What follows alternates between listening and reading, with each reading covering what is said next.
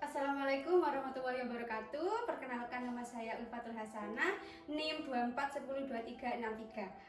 Saya mahasiswa ahli jenjang keperawatan Universitas Dr. Subandi Jember. Pada pagi hari ini saya akan melakukan video OSCE terkait keperawatan jiwa dengan judul Resiko Bunuh Diri SP1. Selamat menyaksikan.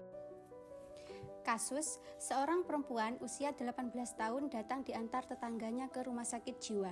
Hasil observasi, pasien diam dan sesekali menatap mata perawat. Hasil wawancara, pasien mengatakan dirinya sudah bosan dan ingin mengakhiri hidupnya.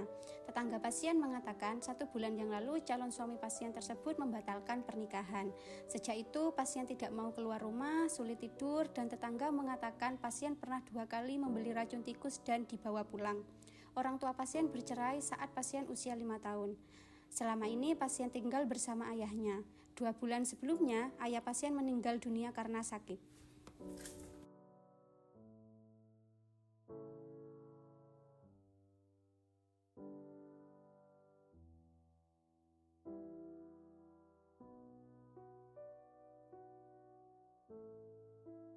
Pada SP1 resiko bunuh diri ini terdapat 3 tahapan. Yang pertama yaitu orientasi. Assalamualaikum, selamat pagi Mbak Siti. Perkenalkan, nama saya Ulfatul Hasanah. Saya yang bertugas shift pagi pada pagi hari ini. Mbak Siti, bagaimana perasaan Mbak Siti saat ini? Bosan. Oh, jadi Mbak Siti merasa bosan. Mbak Siti, apakah Mbak Siti masih ada perasaan ingin bunuh diri? Baiklah, karena Mbak Siti masih ada perasaan ingin bunuh diri, saya akan melindungi Mbak Siti. Mari kita lakukan cara bagaimana mengatasi percobaan bunuh diri. Apakah Mbak Siti bersedia? Untuk waktunya 10-15 menit, Mbak Siti keberatan atau tidak? Yang kedua yaitu fase kerja. Sebelumnya, karena Mbak Siti masih ada perasaan ingin bunuh diri, saya akan memeriksa Mbak Siti terlebih dahulu. Jika ada benda-benda yang nantinya akan membahayakan Mbak Siti. Mbak Siti bersedia? Sekarang Mbak Siti ceritakan kepada Ulfa apa yang menyebabkan Mbak Siti itu ingin melakukan percobaan bunuh diri. Coba pelan-pelan Mbak Siti jelaskan. Calon suami saya membatalkan pernikahan, Mbak. Jadi saya frustasi. Baiklah, jadi itu yang menyebabkan Mbak Siti ingin melakukan percobaan bunuh diri. Kalau begitu, bagaimana kalau kita membuat catatan kegiatan terkait hal-hal apa saja yang biasa Mbak Siti lakukan di rumah yang membuat Mbak Siti merasa bahagia dan melupakan percobaan bunuh diri. Apakah Mbak Siti bersedia? Baik, sekarang Mbak Siti tuliskan daftar kegiatan apa saja yang biasanya Mbak Siti lakukan.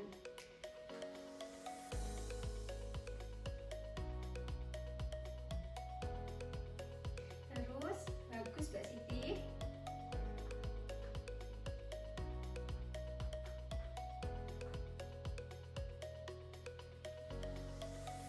Ya, ada lagi.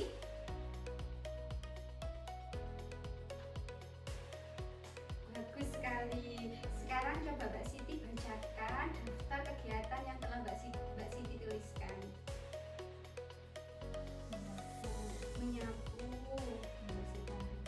membersihkan rumah, mencuci pakaian. Apakah Mbak Siti ketika melakukan kegiatan tersebut masih ada keinginan untuk melakukan percobaan bunuh diri? Bagus sekali. Jika Mbak Siti masih ada perasaan ingin bunuh diri, Mbak Siti katakan pada diri Mbak Siti bahwa Mbak Siti bisa menyapu, bisa membersihkan rumah, bisa mencuci pakaian. Katakan itu berulang-ulang jika percobaan bunuh diri masih Mbak Siti rasakan. Katakan pada diri Mbak Siti, saya bisa melewati ini, saya harus tetap berjuang, dan saya bisa. Katakan berulang-ulang. Apakah Mbak Siti mengerti? Apakah Mbak Siti bisa mempraktekannya nanti? Bagus. Yang ketiga yaitu terminasi. Bagaimana perasaan Mbak Siti setelah kita bercerita tadi? Lebih lega. Baik, perasaan Mbak Siti lebih lega ya. Bisa Mbak Siti sebutkan kembali apa saja tadi yang telah Mbak Siti tulis di daftar kegiatannya? Menyapu, membersihkan rumah, mencuci pakaian. Ada lagi? Sudah. katakan hal-hal yang baik-baik ya. Apabila masih ada hal-hal positif atau kegiatan-kegiatan yang membuat Mbak Siti lebih baik, Mbak Siti bisa tuliskan di sini ya. Mbak Siti tetap semangat dan tetap bersyukur atas apa yang sudah Mbak Siti lakukan, dan Mbak Siti bisa melakukan kegiatan ini 5 kali sehari sesuai dengan jadwal. Nanti saya akan menemui Mbak Siti lagi untuk membahas atau kita ulangi lagi hal-hal yang telah Mbak Siti tuliskan di sini, kegiatan apa saja yang telah Mbak Siti tuliskan dan apakah Mbak Siti sudah melakukannya. Nanti saya akan menemui Mbak Siti kembali untuk melihat kondisi Mbak Siti dan melatih cara berpikir positif Mbak Siti. Mbak Siti bersedia? Baik, jangan lupa tetap semangat.